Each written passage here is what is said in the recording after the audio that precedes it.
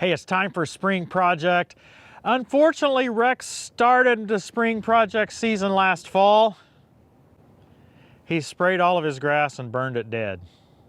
Kind of makes me feel good. I did that one time, only I did it on like 1/10 of an acre and Rex did it on over 5 acres. So yeah, we're gonna try to seed his yard, and it's too wet to really be working, but we're thinking maybe that we can do it in a no-till fashion and just do it over the top of that existing sod.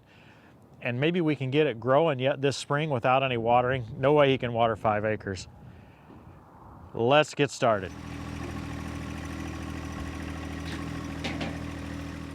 Now I brought 2 seeders today and I don't know which one Rex is gonna wanna use. So we're gonna start by doing a little test run with this aeravator. It may be exactly what he needs to kind of stir that seed in a little deeper, but it may just bring up mud. So we're gonna try that. We're also gonna see what it looks like with the wood seeder. If both of them work, we'll use both of them and get her done quick. If Rex decides he only wants one, well, we'll use it and do the whole 5 acres. So Rex, what I want you to see is when those things go in the ground, they start shaking. I want you to see what you think, whether that's too aggressive or just what you think of all that.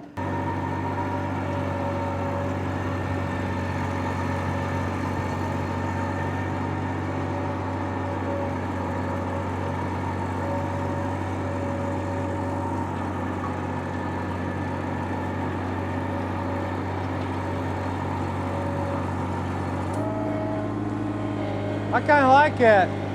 You like it? I do. Okay. And it'll work out, because that seed just falls right down on top of it, doesn't it? It falls right on top of these things, Yep. yeah. And it kind of works it in, doesn't it? Yeah, so some of it will go deep and some of Yes. it will stay right on top. Yep. And then that roller right behind, you can kind of see that mashes down a little bit, kind of like a cultipacker. Yep. Well, let's kind of look at the other one. Okay. Now, of course, we don't have any seed in here, so. Right. That's an electric tractor. That's the only one I've ever seen. Now I can change the 3-point hitch angle, or I can change those front poker angles. Yeah.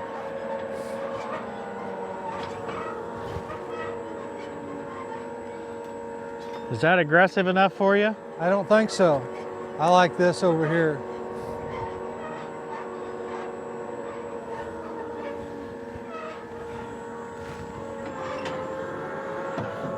Well, Sparky, you've had your audition for the day, but you were not selected for the part.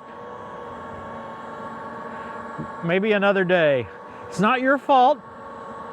In this case, it was the attachment. But even then, there's not a single seeder that's perfect for every scenario, so I think your choice is good, Rex. Yeah, I do too. I've got 24 bags of seed. Okay. And now that we've done the test, I would like to just start on this side of the drive. You'll do the seed. And if I run out of grass, you know, I'll have at least the front of it. Okay. No, do you know the size of any particular area? No. If we could do a little kind of a test area and say this is how much we think one bag ought to cover or whatever. Yeah, I don't. This seeder is, you'll have to drive consistent speed as Yes. best you can, right? Yes. Whereas the other seeder is, you know, ground driven. Right. That was $132. That was with your discount. Oh boy. It's $169, I think, if I was to buy it normal. And no, guys, I don't know that I knew I had a discount with these guys, but hey, if you go there locally, I guess you just mention us and they'll give you a discount. Well, I knew you'd done business there. I assumed Yeah. you was getting a discount, so I asked and he'd give it to me. And then Chad, my lawn care guy that I use, he just bought some from another company. I think he said $182. Oh, he's your official lawn care guy, and he had to pay $182? He goes to Indy to get it. So. This guy does all of Subaru and everything else, but you know, he's no TTWT. Yeah, yeah. How do you know when you're out? Just gotta check it. Check it. So this is the PTO. Okay. Pulling out is on, but it still doesn't spin that thing unless the thing is sitting down. Okay. And the thing sets down if you put this in float. Okay. So you have to leave this in float all the time, even though this is the forward and back as well. Okay. Okay, so it still has to stay out here and float. Okay. And when you're floating, it should have those things shaking. If it doesn't, we may have to do some adjustment up there. Okay. Because there's a clutch. There's a clutch in there that when this back roller hits the ground, it engages that clutch, and that's what makes them shake. Does that make sense? Yeah, I like that shake deal. Yeah. He likes that shake deal. Can you see the chain? Yes. That's your indication that you're applying seed. Do you see the seed come out of it? Man, that's pretty thick, isn't it? That's thick. That may be a little too thick. Okay.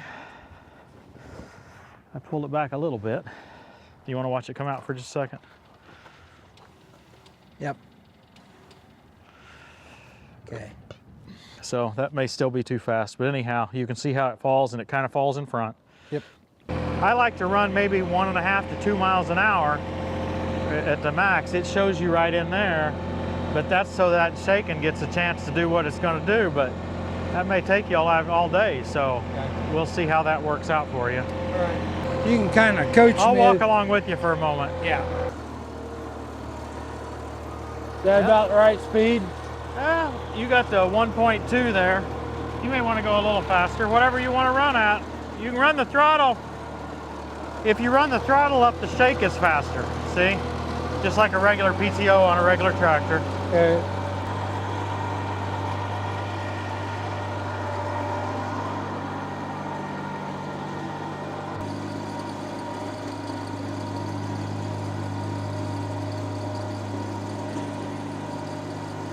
What do you think, Nash? Look at all the holes it pokes in the ground. How long do you think it'd take you to poke that many holes in the ground? 2 hours? Probably 2 hours, maybe even more. I think he'll come right back along right here. Meanwhile, you can take your fingers and start poking more holes. Well, I hope you can kind of get a feel for the conditions here. This old last year's sod is going to make good straw, I think, to hold moisture in. So I don't think he's going to have any issue there. That's actually a good aspect. I personally think that the other seeder would probably do a fine job. It's really wet, and I think all it needed to do was get the seed pressed against the soil, just get good soil contact, and I think it would have been fine. But Rex told me that he spent over $4,000 on seed and fertilizer. So the last thing I want to do is say, oh, come on, Rex, let's use both seeders and let's get this done quickly, because I'm absolutely certain that if I'd spent over $4,000 on seed and fertilizer, I'd want to do it the very best I thought I could as well. And I do think this aeravator seeder is going to do a good job for him. Now the challenge for us is getting the rate set accurately. We don't have a good way to measure that, so yeah, we'll just have to see how that goes. Well, you're almost empty, Rex. Okay. What do you think? Is that too much? I've got 24 bags. Yeah, but as we do it here, you could use 5 bags right here. I think that's Yeah. too much. Probably a little bit. Now, we got 2 choices. You could either drive a good bit faster. I mean, it's going to poke the same number of holes. It's just how Right. much shaking it does in each hole, right? Right, right. Or we can lower the rate. I can drive faster, I think.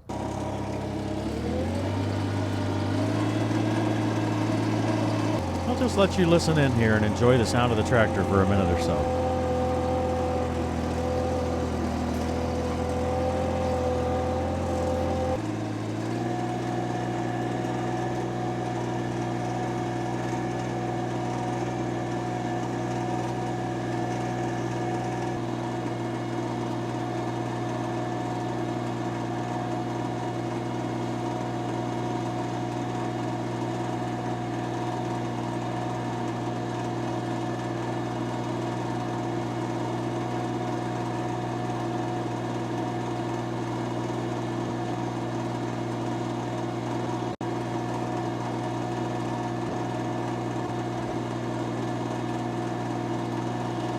One of the joys of having equipment is being able to share it with your neighbors and friends. It really feels good to be able to help somebody out when, yeah, they do a lot of stuff for us. Rex, he does a lot of stuff for us. You've seen him in garage door video recently and other videos in the past.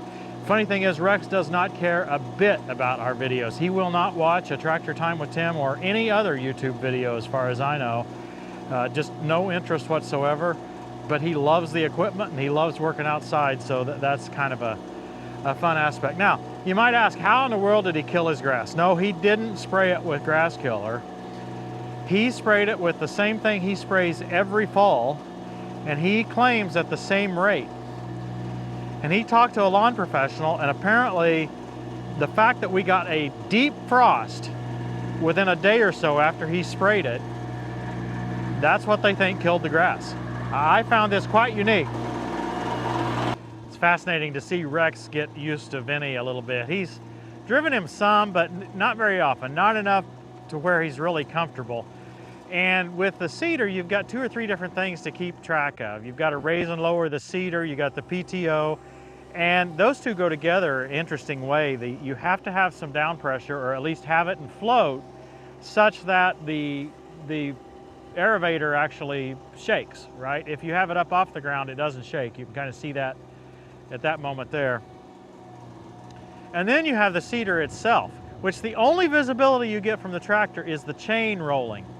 You can't see the seed coming out because it's coming out on the front side. You just don't have that visibility. So you have to constantly watch that chain and remember which side of the switch is which, and it's hard to remember. Well, at least we know the canopy's gonna hold up. Look at him go.